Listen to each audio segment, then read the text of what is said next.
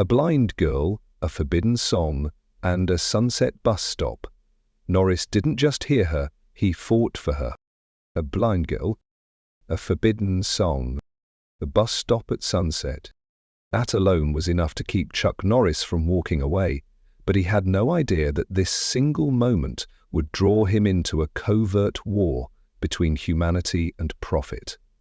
Who was behind the legalization of emotional suppression?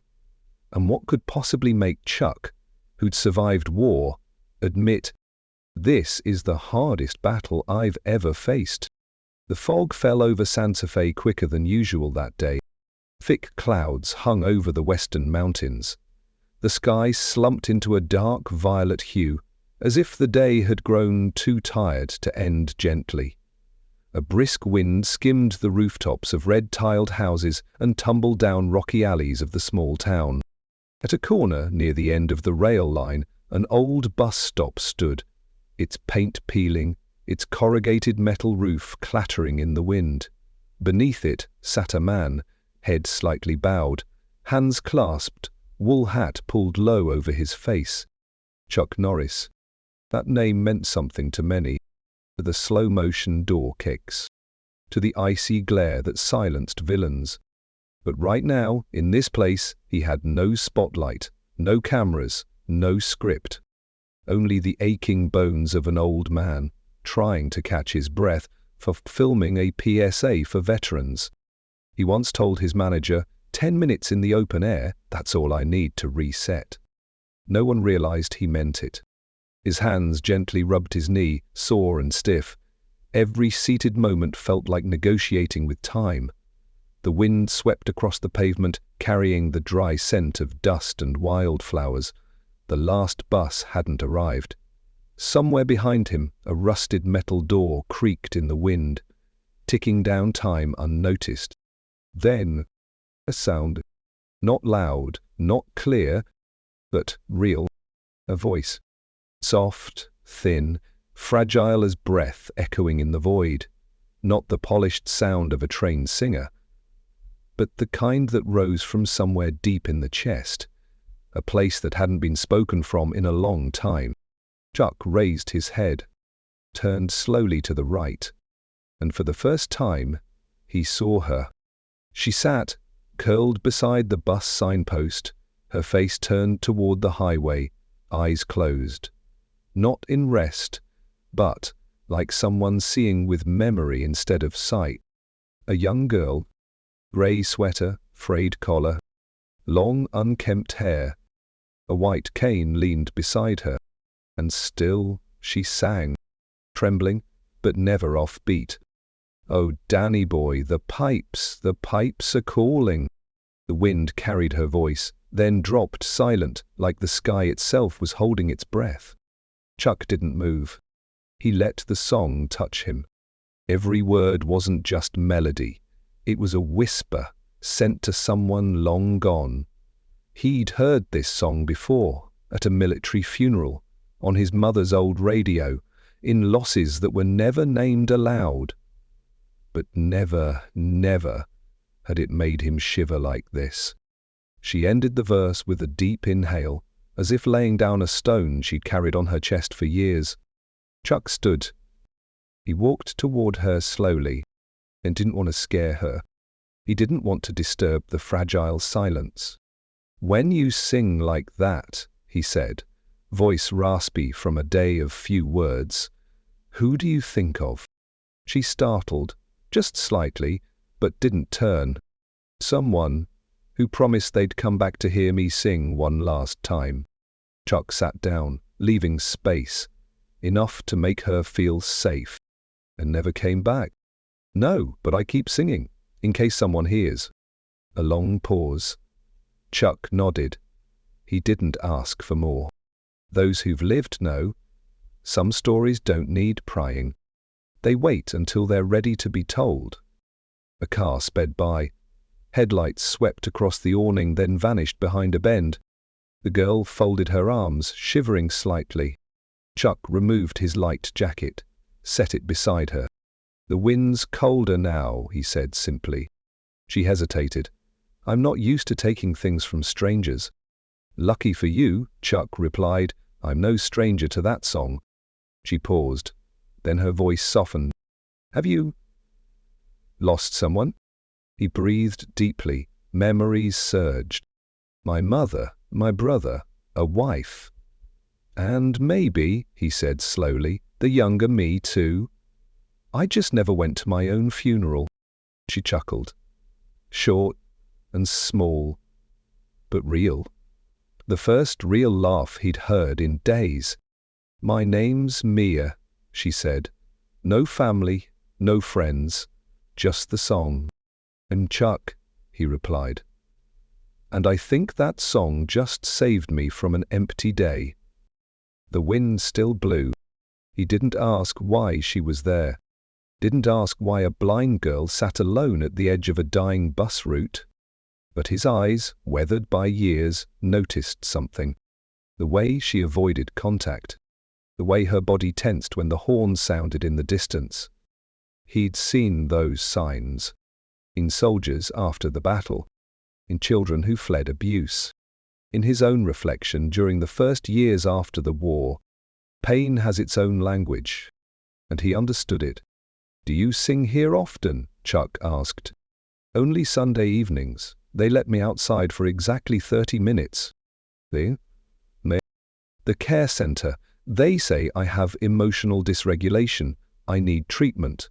But I just feel tired every time they inject me. Chuck tilted slightly. Careful. Do you have a guardian? I used to. My uncle. But he disappeared. They said he withdrew custody. Then they moved me, made me sign papers. I didn't see them. They just held my hand and pressed it to the page. Her voice didn't tremble. But Chuck saw it all in her eyes. The whole sky was blurred, forgotten and lost. He stood. You'll come home with me tonight. It's too cold here. She didn't answer. After a moment, she asked, not afraid, but like someone used to hearing promises blow away in the wind. Chuck answered slowly, like reciting an old poem. Because no one should have to sing alone at the end of the day. No one. Chuck wasn't someone who made offers lightly.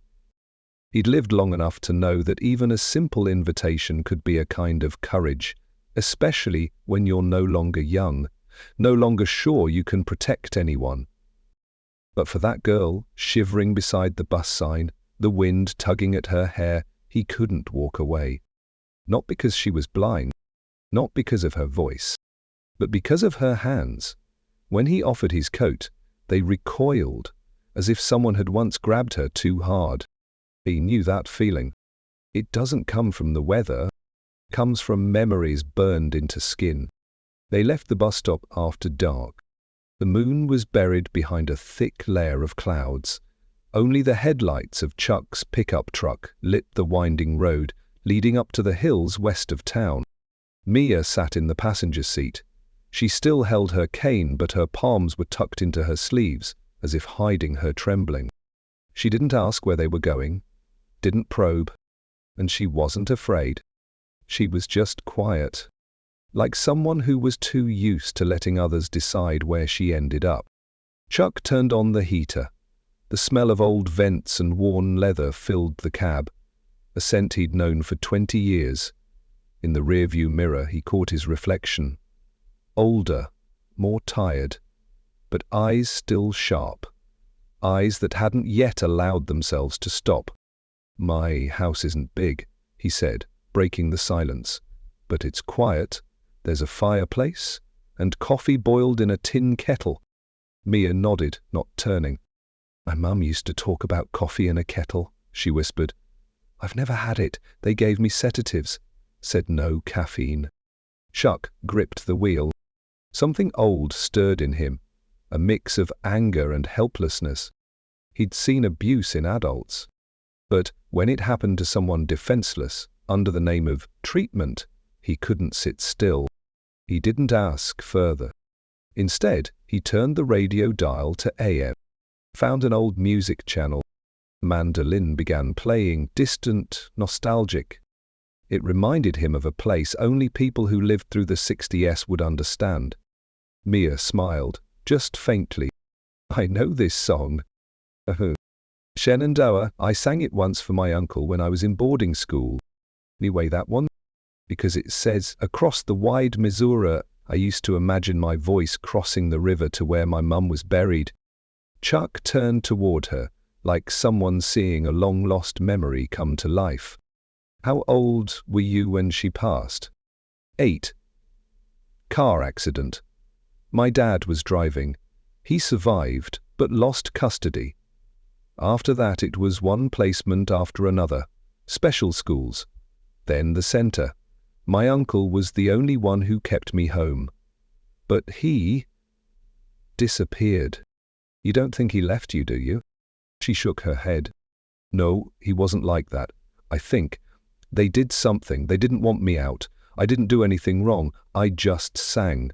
But every time I sang well, they increased my meds. Said I was agitated, unstable. Chuck gripped the wheel so tightly, his knuckles turned white. He'd heard that language in those so-called mental health centers he once helped investigate. They called the victims patients. They turned creativity into disorder, and they pretended to help, while actually silencing anyone who couldn't fight back. You still sing every day? No, only Sundays, 30 minutes. I have to write the lyrics ahead of time. Can't change the tune. No emotion. They say music therapy must have structure. But tonight, you change the words. Mia nodded. I thought no one was listening. So I sang what I felt. Chuck chuckled, not out of joy, but that bitter laugh of someone who's seen the world turn common sense into contraband. Chuck's home sat on a pine-covered hillside, 15 minutes from town, a 2-story wooden cabin with a sloped roof and a wide porch, straight out of an old Western film. He'd lived there alone for 12 years, ever since his wife passed from cancer. It wasn't a house for parties or guests, but it was warm enough for a soul that had traveled far and needed a place to stop. When the truck pulled into the gravel driveway, a motion light flicked on. The yellow glow lit Mia's face. She tilted her head, as if smelling the scent of old timber, firewood, and something achingly familiar. Is there a piano? She asked suddenly. Yes. An old upright. My wife used to play. Can I touch it? Chuck opened the door and helped her out. Her hands were cold, but no longer trembling like before. She walked slowly, cane guiding her, but each step was steadier than the last. Chuck didn't hold her hand. He just walked close enough to help if needed, but far enough to let her walk on her own. The door opened. Smells of damp wood, ash from the fireplace, and old coffee mingled in the air. Chuck lit the fire, stacked logs, and quietly placed the kettle on the stove. Mia ran her fingers along the wall, touching a framed photo, then stopped in front of the piano. She sighed. Her fingers trembled as they landed on the keys. A chord rang out, slightly off, but real. Chuck stood behind her, saying nothing. She tried a few more notes, then exhaled slowly. I haven't played in 6 years, she said. They never let me. They said blind kids shouldn't learn piano because making one mistake would ruin their oral sense. Chuck headed to the kitchen. He didn't answer. He only murmured quietly to himself. Who, he thought, gets to decide who can sing? When the water boiled, he poured it into 2 old ceramic mugs, his wife's winter favorites. He brewed tin kettle coffee, added a pinch of brown sugar, and carried them over, setting one gently beside her. Mia leaned in to smell. It warmed her face. This coffee's really warm, she whispered. But Uncle, if they find out I'm gone tomorrow, they'll call the police. And if you weren't gone? If you stayed, you keep getting injected?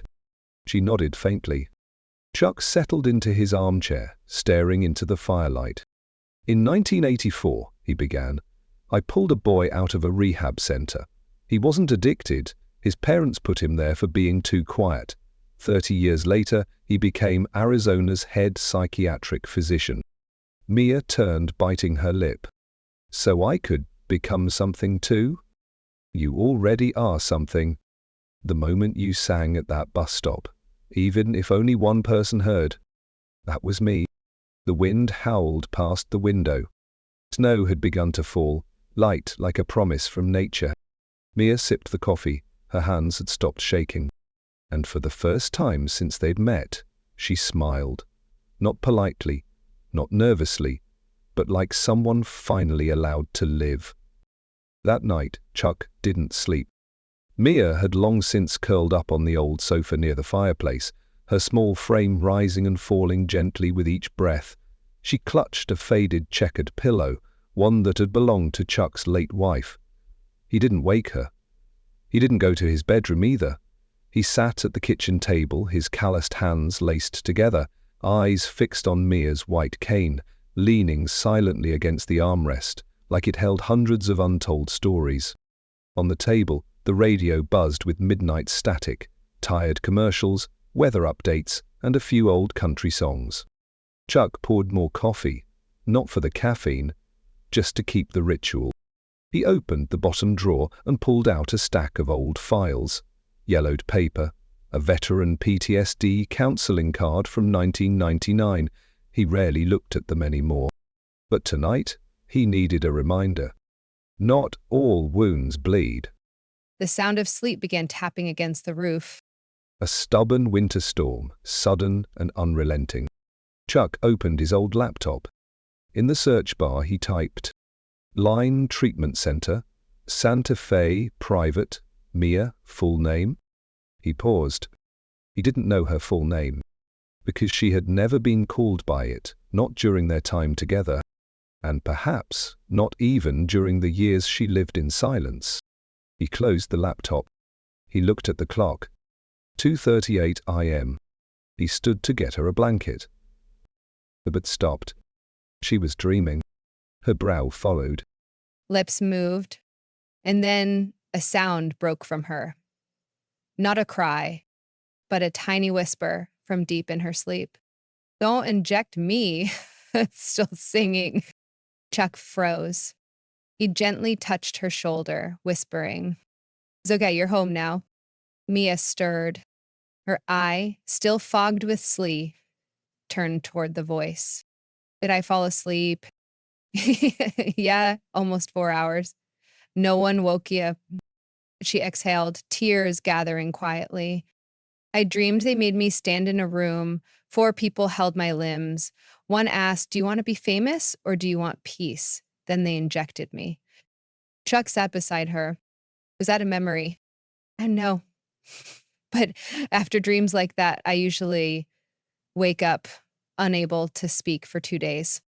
You're speaking just fine now. She nodded, turning toward the sound of rain. Tanto. Uh, If if he were a stranger and I was wrong to trust you, that'd be okay. Because at least tonight I wasn't afraid to sleep. The next morning, before the sun fully rose, Chuck drove alone into town. Mia stayed behind. He locked the house, walked her through every switch, every button on the kettle, and pointed out where the food was in the pantry. He wrote large print instructions by hand and left them on the table. They didn't protest. She trusted him in a way even she didn't quite understand. She trusted a man who had only heard her voice for a few hours. Chuck arrived at the public library. He requested a computer and began searching. He traced every keyword: Brookpine Center, Blind Emotional Care, Santa Fe, Executive Director, experimental sedatives. And then he found it, Brookpine Wellness Institute. A private specialty care center is receiving blind and behaviorally non-compliant patients from nearby states. Then had a medical license, a provisional government permit for pharmaceutical trials, owned by Evergreen Therapeutics, a private drug company. Chuck exhaled deeply. Evergreen. I remember the name. Back in 2017, he'd attended a fundraising gala for post-pandemic mental health. There, a man named Raymond Locke, who called himself a philanthropist, stood on stage and said, "We don't treat illness. We rewire the nervous system." That sentence chilled him even then. Now, Locke was the CEO of Evergreen, and Evergreen was treating Mia. That afternoon, Chuck drove to Brookpine. He wore a plain shirt, jeans, and a hat. No gun, no name badge. He arrived as a relative. At reception, he spoke calmly. "Hi there, I'm here to visit my niece Mia." The young receptionist, wearing thick glasses, checked the list. She frowned. "I'm sorry, sir, there's no Mia listed. Maybe it's a middle name or under another ID. I'm sorry. If her name's not on the approved list, I can't let you in. And if she has no legal guardian, she's not allowed visitors." Chuck pulled out his phone, dialed a number. "Calling the police?" she asked, growing tense. "No," Chuck replied. "I'm calling my lawyer." Her face went pale. Moments later, a man in a white coat walked out. Silver hair, sharp chin, eyes too busy to make real contact. The type who used medical terminology as a shield from responsibility. "Hello, Mr. Norris, is it?" he asked, as if just now realizing who stood before him. Chuck didn't answer. "I'm Dr. William Hahn, executive director here. I understand you're looking for a patient named Mia?" "She sings Danny Boy beautifully," Chuck said, "and they banned her from singing afterward." "That's strange, isn't it?" Hahn's face tightened. "Perhaps we should speak in private." Inside a white-lit visitor lounge, at a glass table, Chuck sat upright. Hahn poured water and began softly. "You understand, Mr. Norris, many of our patients suffer from vivid delusions, particularly those who are blind and trauma-exposed. The girl you mentioned has a history of noncompliance.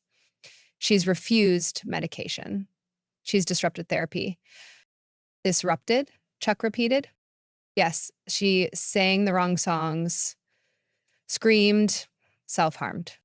Chuck gave a faint smile. Or maybe she just refused to be a silent lab rat. "Mr. Norris," Hahn leaned forward, his voice more pointed.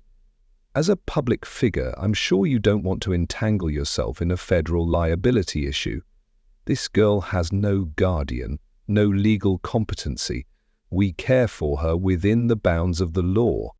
Chuck stood up, met Hahn's eyes directly. "You know who I am, so you probably also know I've walked through war, lost brothers to legal orders from men like you. I don't need a gun or a courtroom. I only need the truth." Then he reached into his coat, pulled out a USB stick. "Here is a recording of Mia, speaking clearly, unmedicated. If you think this ends here—" He paused, his gaze turned to steel. "Then you don't know Chuck Norris." And he walked out, without waiting for a reply. Back at home, Mia sat at the piano. "I am not playing a song. I am just feeling for notes," as if trying to locate a melody that hadn't been written yet. When she heard the door, she smiled. "You're back?" "I am." "Learn anything new today?" "I realized not every song needs to be sung aloud. Some are meant to echo in your head." Chuck placed a hand on her shoulder. "Do you have one you haven't sung yet, but want someone to hear?" Mia nodded, then began to sing. "If you hear me in the dark, now I never sang to be heard. I sang to be found." The words floated, and Chuck knew this wasn't just music. It was a cry for help, and he was the first person to truly hear it. That morning, sunlight filtered through the dense pines above Chuck's cabin, casting a thin golden line across the kitchen window. After 2 days of sleet and silence, the wooden house felt a little warmer. Maybe it was the seasons shifting, or maybe it was the people inside it finally beginning to breathe again. Chuck had woken early, no alarm. A man who'd lived in the military never needed a clock to know morning had come. Just light and the chill of dawn. He brewed coffee, not to wake up, but to reclaim the rhythm of his thoughts. A kind of quiet ritual, like an old form of meditation. As the kettle whistled softly, Chuck pulled from the desk drawer a newly printed manila folder, neatly stapled. Inside, documents bearing a name he hadn't spoken in nearly 40 years. Raymond Locke. Once a keynote speaker at charity galas. Once, a man who shook Chuck's hand at a film festival fundraiser. Now, CEO of Evergreen Therapeutics, the pharmaceutical empire behind Brookpine, where Mia had been treated. Chuck flipped to another page, a scanned transfer document with a forged signature from a supposed guardian. Samuel DuPont. He circled the name. Mia had told him that was her uncle, the man who had disappeared. Chuck didn't believe that anymore. When Mia awoke, she heard the soft knock of a woodpecker outside, then the clink of dishes being washed. Not loud, not rushed, just gentle sounds of someone making breakfast. She smiled. "Uncle Chuck," she called, voice still hoarse. "I'm here," came the reply. "Don't you think today feels strangely peaceful? Maybe it's because for the first time in years you slept without a needle waiting to wake you." She let out a quiet laugh. "I didn't dream about anything last night. First time this year." Chuck turned, drying his hands with a soft, worn towel. "Do you remember your Uncle Sam's face?" he asked suddenly. Mia hesitated. "Not clearly, but I remember his voice. He used to sing 'My Bonnie Lies Over the Ocean' every night. Terribly, but it was warm." Chuck sat across from her. Dewcock opened the folder. It didn't vanish. "I found his last known address from 3 years ago at a veterans recovery facility in Denver." Mia froze. "I wrote to him for a year, never heard back." "Because he never read them?" "Only." Chuck didn't answer immediately. Instead, he pulled out an old envelope, yellowed at the edges. "Do you remember his handwriting?" Mia ran her fingers over the paper. It took a few seconds. Then she smiled. "This is his. The letter B curls too far. This was never mailed. I found it buried in misfiled records at Brookpine. I guess he was separated from you and they didn't want him contacting you." She clutched the envelope tightly. "Uncle Chuck, I want to see him. I'll take you, but we'll do it the right way. I don't want courts, don't want paperwork. No, but I want Mia to meet her family as a free person, not a runaway." She sat still for a long moment, then nodded slowly. "Okay, we'll do it your way." 3 days later, Chuck and Mia left Santa Fe in an old SUV, borrowed from a retired police friend. Mia wore a new jacket. Her hair was braided neatly. On her lap, a small harmonica, Chuck's gift to her. "Sometimes," he told her, "music comes before the words." They headed for Denver. The drive took nearly 6 hours through barren hills, forgotten highway stops, rusted gas signs, and nameless towns. Chuck didn't play music. He let Mia choose. After a long silence, she blew a few soft notes on the harmonica. No clear melody, just a gentle sound, like a memory learning to breathe again. The veterans' home sat in a snowy valley, quiet, still, a place of peace and loneliness interwoven. The iron gate opened automatically after Chuck presented his ID and an appointment letter.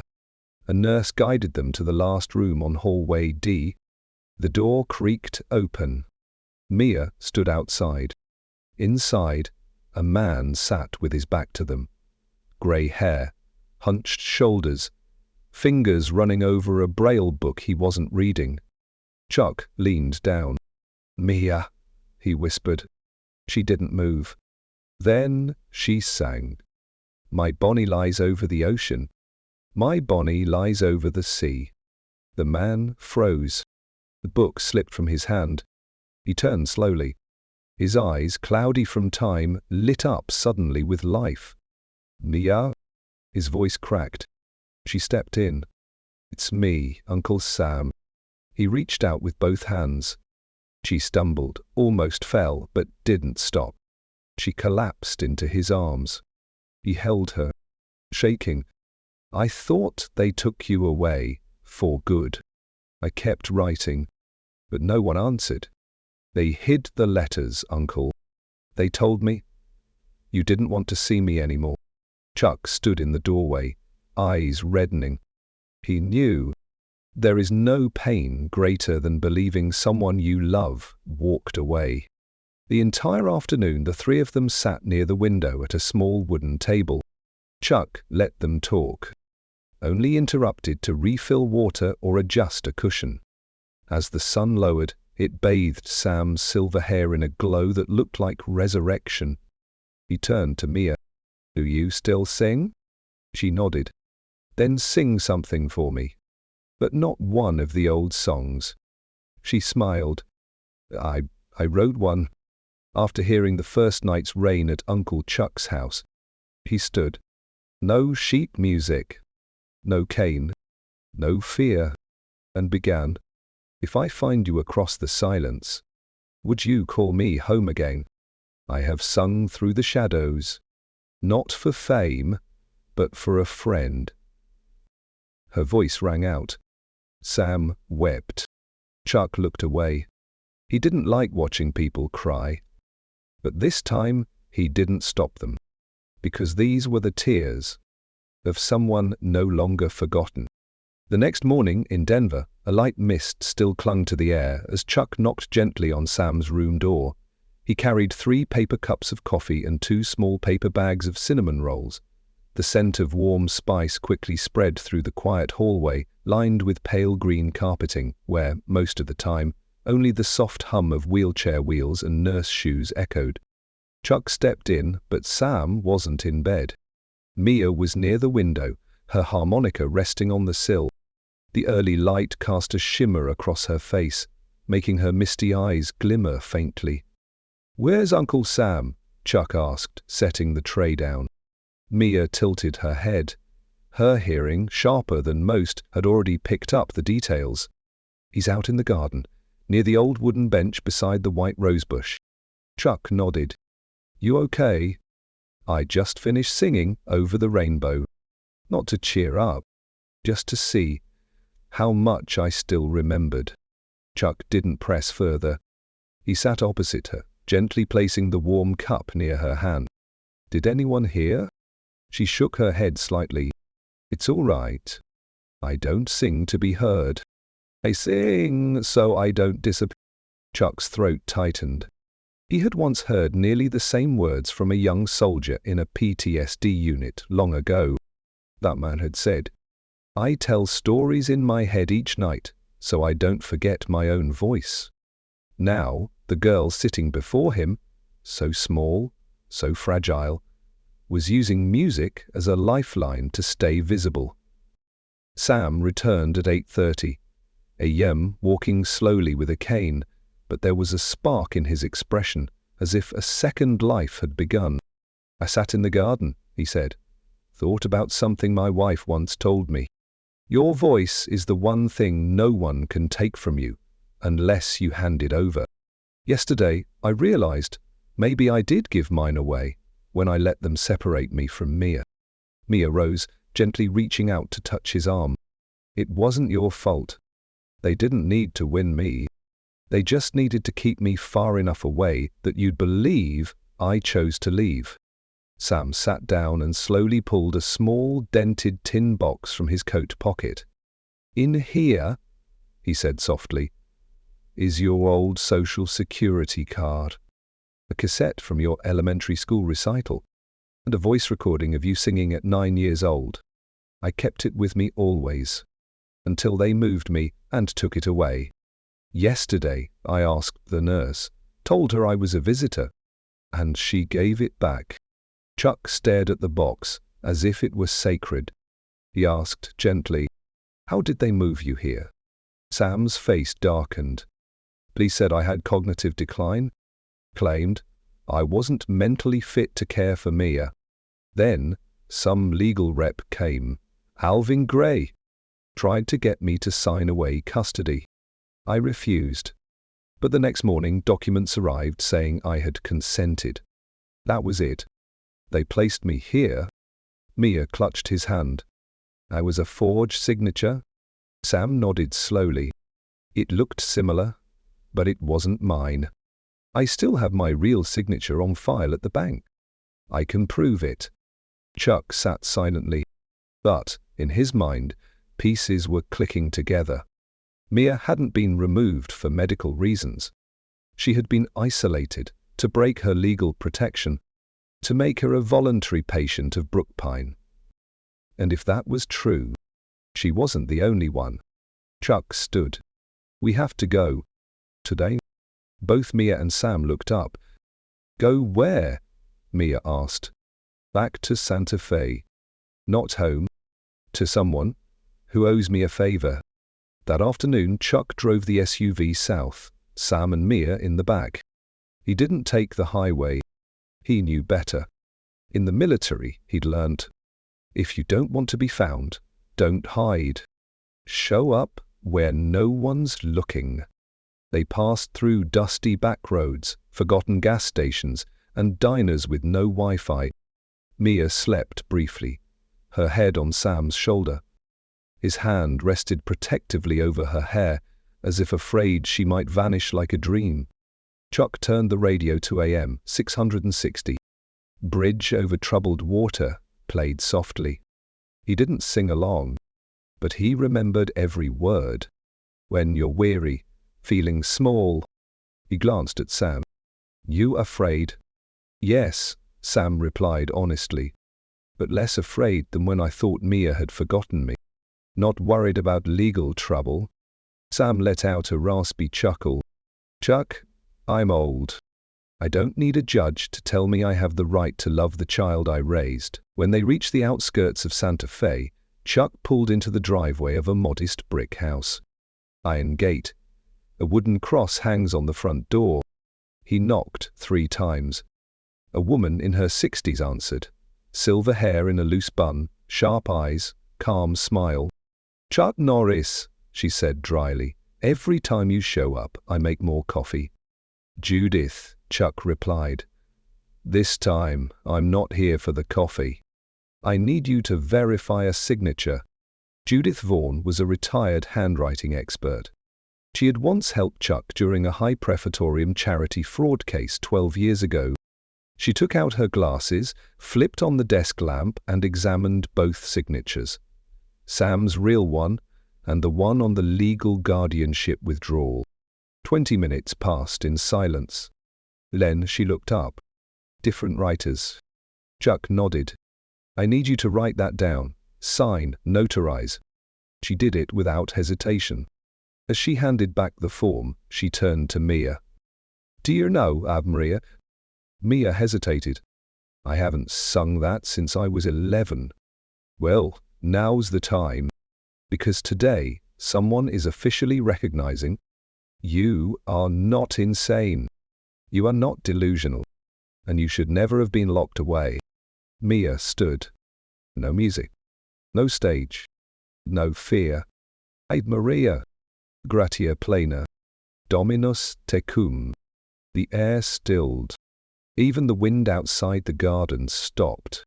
When the song ended, Judith rose, eyes wet. "Thank you, my dear. That song? I haven't heard it since my daughter died 15 years ago." Mia nodded gently. I sang, hoping someone would find me. I never expected to find someone else. That evening, Chuck drove all 3 home. He had prepared a spare room for Sam. Warm blankets, clean firewood. The old recliner was dusted off. He turned on the radio, letting soft music fill the space. Then, Chuck went to his room, opened a drawer, and pulled out his phone. He dialed a number. "Alvin Gray," he said when the man answered. "This is Chuck Norris.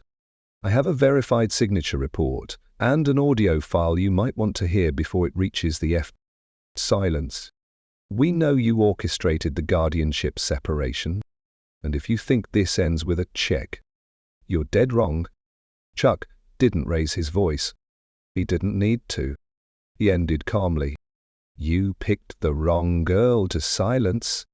Then hung up. Outside, snow began to fall again.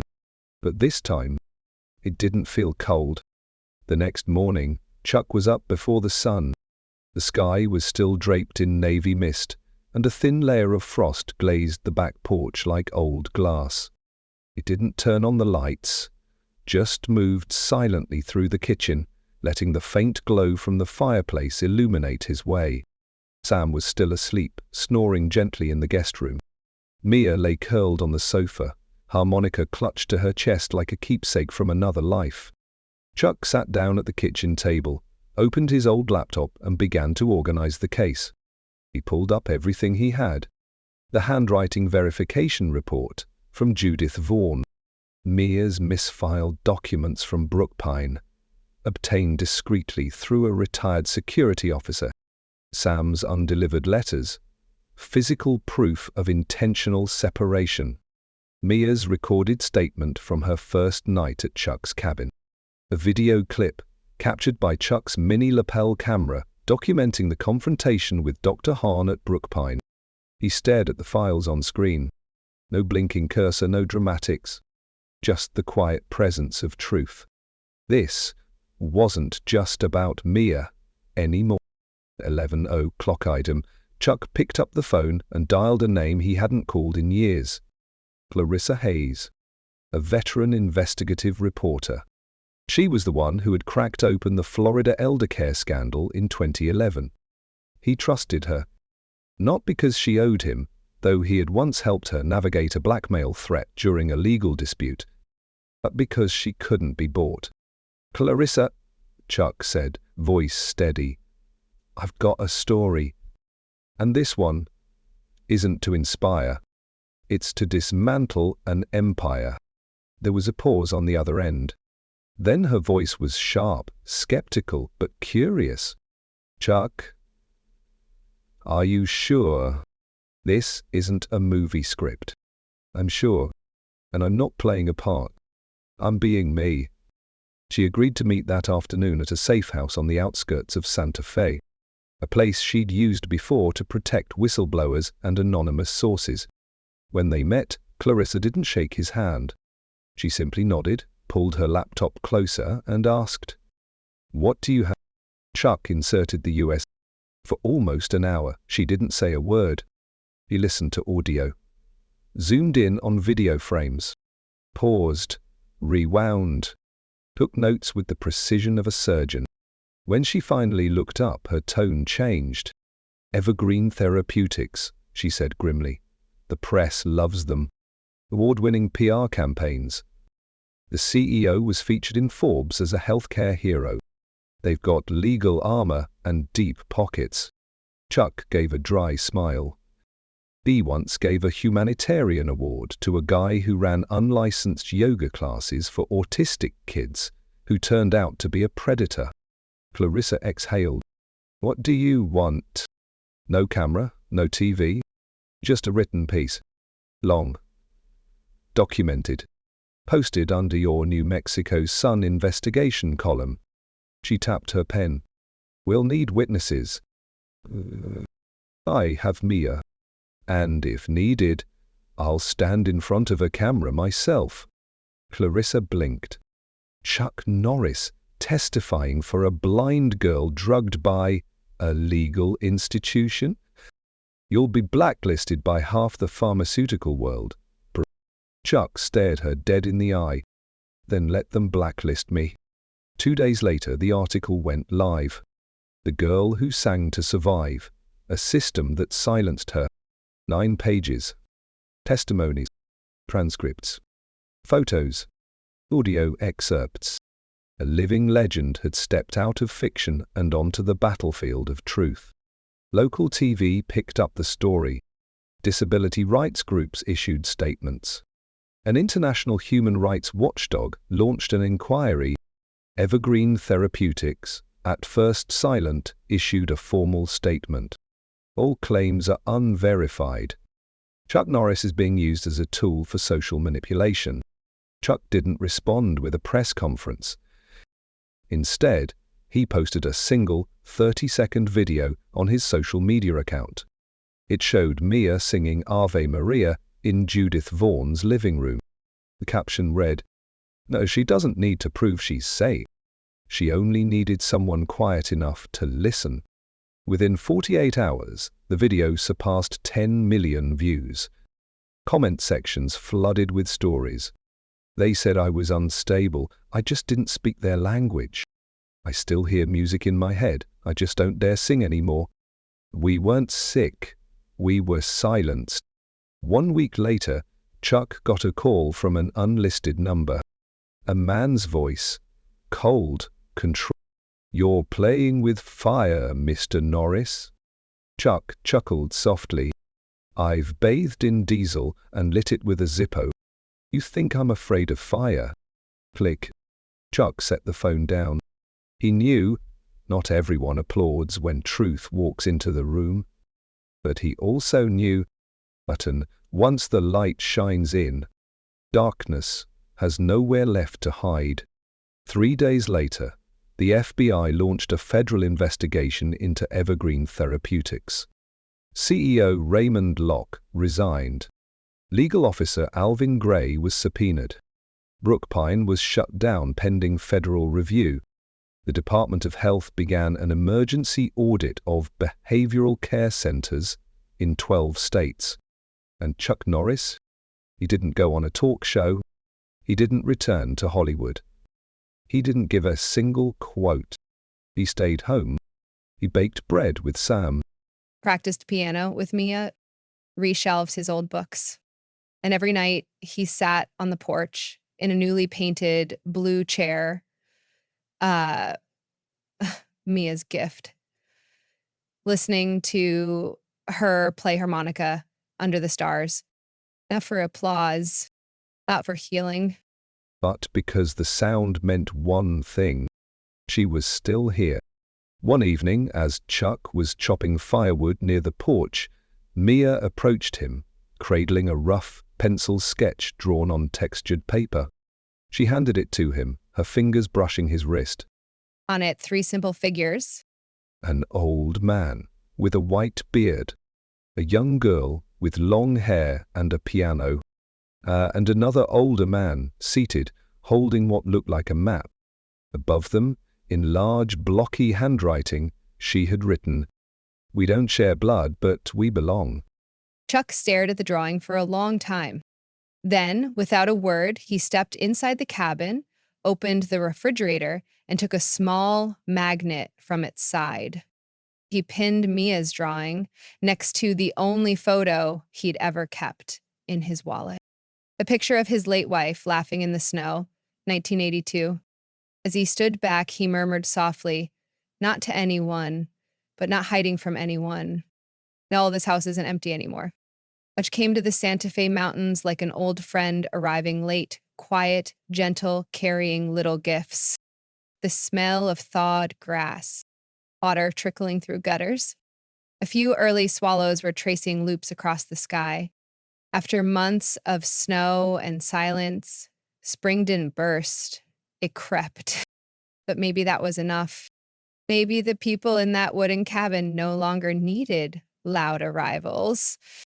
Maybe they had learned to feel peace without celebration. Chuck sat on the front porch, his usual chair now painted sky blue. Mia said it was the color of the ocean in her imagination. Sam was watering the front garden. His back was still slightly hunched, but he moved better now. The daily stretches Chuck showed him had made a difference. Mia sat on the steps, running her fingers across a braille book. Her eyes were closed, but her expression was calm She wasn't straining to survive anymore. She was simply living. None of them said it aloud, but all of them felt it. The war was over. Those who stole Mia's name, her voice, her freedom, they were facing justice now. But no one in that house popped champagne. I didn't post victory quotes or call the media as me tea, fed the birds, replaced a light bulb because, as Chuck once said, victory doesn't always need fireworks. Sometimes it's just being able to sleep in a house without a lock on the outside. In early April, Mia received a letter from a small arts group in Albuquerque. Someone had seen the video of her singing Ave Maria. They were organizing a community event called Voices of the Unseen. I wanted her to perform. Mia hesitated. I've never stood on a stage before. Chuck smiled gently. You've sung in a silent bus stop. You've sung for a man who'd lost all his memories. You don't need spotlights. You've been on stage your whole life, just without lights. She nodded and whispered to go. The night of the performance, the venue was nothing fancy. A room that fits maybe 40 people. No fancy curtains, no smoke machines, just a small wooden platform, a microphone with a long cord, and a few plastic flowers in tin cans. Duck wore a gray shirt and sat in the front row. Sam sat beside him, cane leaning on the seat, hands gently trembling in his lap. Mia stepped up to the microphone. No one guided her. She didn't need it. Uaktal held the cane tightly. Each step is certain. She stood quietly for a few moments, then said, clearly, I can't see your faces, but I believe someone out there is listening. And for me, that's enough. Then she sang that an old hymn night a cover, a song of her own. She had written it one afternoon under the big pine tree behind Chuck's house. The melody was simple, no vocal acrobatics, just truth, spoken like a prayer from someone who had survived silence. I once sang for those who had no names, sang when no one clapped, sang just to feel alive, when no one asked, are you okay today? Now I sing for those who were muted, in ways no doctor ever saw. I sing for lights that don't need bulbs. And for love that doesn't need DNA to begin. The room was silent. No applause right away. People just breathed, like they had just woken from a long sleep. And then a single clap, and then another, then the whole room. But it wasn't thunderous. It was soft, rhythmic, and like a warm hand on the shoulder, saying, you made it. Mia bowed her head, stepped off the stage. Chuck rose from his seat, met her halfway, and wrapped his arm around her shoulders like a father catching his daughter as she came off a tightrope. Sam stood slower, but his eyes glistened. You sing better than you did at 9, he whispered, voice cracking. Mia chuckled softly. I just sang with what I had left.